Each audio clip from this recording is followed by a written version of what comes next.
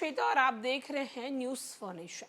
बिहार में महागठबंधन की सरकार बन गई है, जहां एक तरफ अब बिहार के मुखिया यानी कि मुख्यमंत्री नीतीश कुमार एनडीए का दामन छोड़कर महागठबंधन की सरकार बना ली है, जहां एक तरफ आरजेडी इस महागठबंधन की सरकार में शामिल है, तो वहीं दूसरी तरफ बिहार के डिप्टी सीएम तेजस्वी यादव हैं।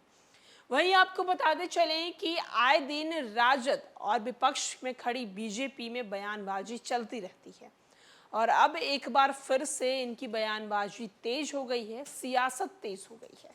आपको बताते चलें कि आरजेडी और बीजेपी अब एक महान राजा के नाम पर कुश्ती कर रहे हैं या फिर कहें कि सियासी बयानबाजी कर रहे हैं। शासक सम्राट अशोक को लेकर बिहार में सियासत तेज हो गई है।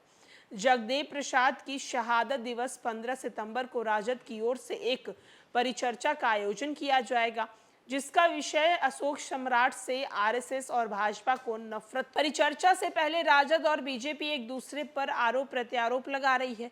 बिहार बीजेपी के प्रदेश अध्यक्ष सम्राट चौधरी ने कहा है कि अशोक सम्राट का अखंड भारत का सपना बीजेपी ही पूरा करे। राजद ने कहा है कि प्रधानमंत्री नरेंद्र मोदी स्लोगन क्यों लाए, सम्राट अशोक से आरएसएस और भाजपा को नफरत क्यों।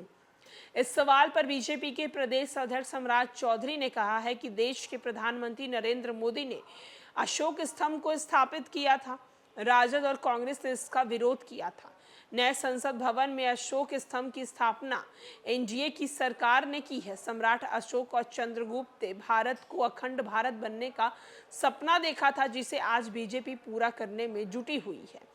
राजद की उपाध्यक्ष मंजू मंजरी कुशवाहा कहती हैं कि केंद्र में जब से बीजेपी की सरकार बनी है, तब से सम्राट अशोक की अवहेलना की जा रही है। अशोक स्तंभ और चक्र उसकी पहचान है, जिसे खत्म करने की कोशिश की गई है।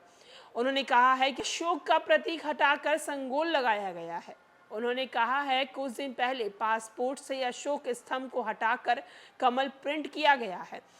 हंगामा के बाद वापस लौट गया। दिल्ली में G20 का आयोजन हो रहा है, उसमें भारत का प्रतीक अशोक स्तंभ होना चाहिए, लेकिन कमल लगाया जा रहा है।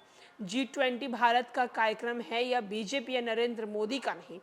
बिहार में कुशवाहा वोट बैंक 7 से 8% है, इसीलिए वोट बैंक किसी भी पार्टी की जीत हार को प्रभावित करने वाला माना जाता है। राज्य में बांका, मुंगेर, खगड़िया, पूर्णिया, मधुबनी, बेतिया, गोपालगंज, पटना आदि जिलों में कुशवाहा की वोट बैंक अच्छी स्थिति है।